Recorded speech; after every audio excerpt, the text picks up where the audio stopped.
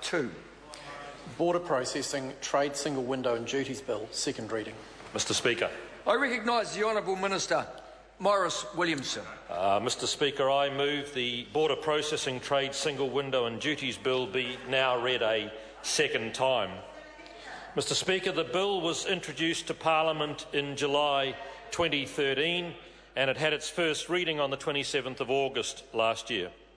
The bill is an omnibus bill. It amends the Customs and Excise Act of 1996, the Biosecurity Act of 1993 and other related border legislation. It's been reported back to this House from the Foreign Affairs, Defence and Trade Committee, and I'd like to thank the members of that committee for the prompt attention they gave this bill.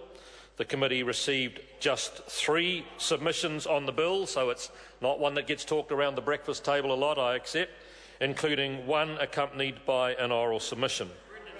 The bill makes important amendments to existing legislation to underpin the implementation of the trade single window component of the new joint border management system. The trade single window component of the system provides a single electronic gateway for industry to interact with government agencies for their customs and their biosecurity requirements and for their filings. The trade single window will promote more effective protection of New Zealand's border, facilitate a smoother flow of legitimate trade and, Mr Speaker, is consistent with the government's priorities relating to the provision of a more joined-up online services. The bill contains 3 main categories of amendments that underpin the implementation of the trade single window: registering users of the joint border management system, providing information to and receiving information from the trade single window, and consequential changes to offences. The bill also makes minor technical changes to the Customs and Excise Act 1996 to provide more clarity and improve the effectiveness of the Act to meet government policy goals for border management. The Customs and Excise Act of 1996 requires that all goods imported or exported must be entered into the customs computer system by individuals, being importers, exporters or their agents who are registered users of the system. The trade single window will provide for a wider range of border requirements. For example, registered users will be able to provide and receive information on the movement of their goods, streamlining the supply chain. The bill amends several aspects of the Customs and Excise Act to ensure that there is an appropriate registration mechanism for access and the use of the joint border management system. The areas covered by the amendments include allowing companies to be registered users instead of individuals only. Specific grounds on which the Chief Executive of Customs can refuse an application are included, and allowing the Chief Executive of Customs to issue unique user identifiers for the joint border management system that can be used with both Customs and the Ministry of Primary Industries for border-related purposes. And, sir, that's a big step forward. The trade single window will use the World Customs Organisation new international data model for lodgement messages, supporting access for our exporters and reducing compliance costs for the industry. The new lodgement messages will include customs, biosecurity and food safety related information, enabling customs and primary industries to receive more accurate and current information to better identify and target potential risks to New Zealand. Several amendments will assist in supporting how information is provided to the trade single window.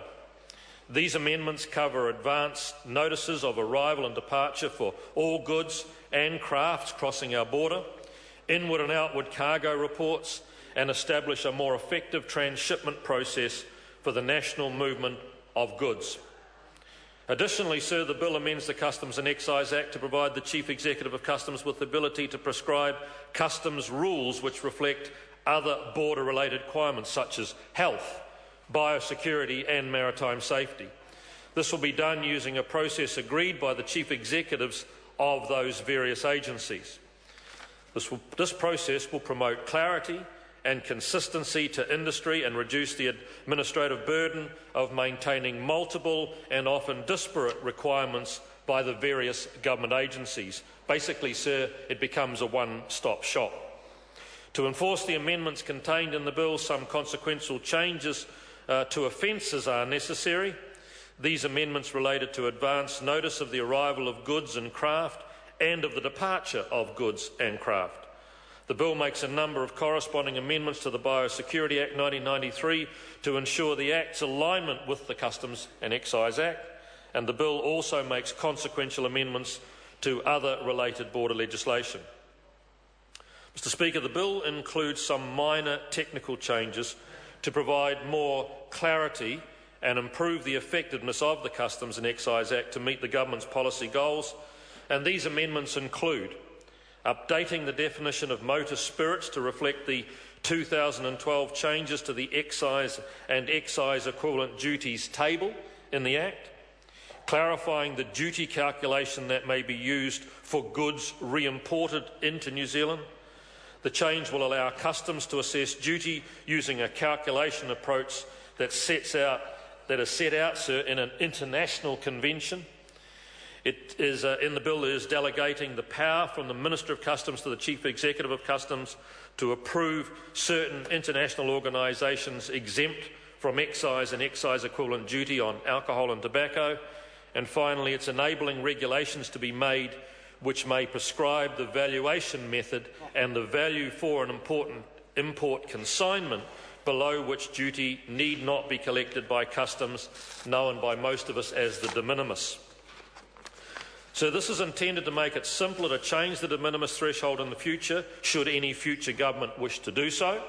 It's not intended to review the level of the de minimis in this bill, however. I also acknowledge the contribution made by the Foreign Affairs, Defence and Trade Committee on this very difficult issue. The Foreign Affairs, Defence and Trade Committee has recommended the bill proceed with 2 amendments. The committee has proposed a new clause to address the submission made by the New Zealand Retailers Association. The clause makes consultation mandatory with representatives of groups whose interests are likely to be substantially affected by proposed changes to regulations governing the de minimis, and that would seem quite sensible. This amendment will increase the rigour of the minimum duty provisions and provide confidence to business and individuals about the way regulations are made for tax and duty-related matters. Sir, I'm very happy to accept this amendment in order to provide assurance to members of the public and the trading community.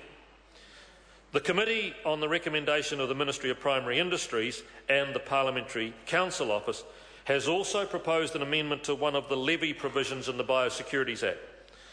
This amendment will more clearly provide for the avoidance for doubt for the making of biosecurity levy orders that enable the levy to be paid at more than one rate, and that can set the actual levy rate or rates. The amendment aligns the provisions in the Biosecurity Act on biosecurity levy orders with other provisions in the Act. Mr. Speaker, I once again want to say thank you to the Foreign Affairs, Defence and Trade Committee for the work. They did it very quickly, they did it very thoroughly, and I am very delighted at the work that they produced back to this House. Sir, I recommend this bill to the House. The question is that the motion be agreed to. Mr. Speaker. I call the Honourable Philip Goff. Thank you very much, Mr. Speaker.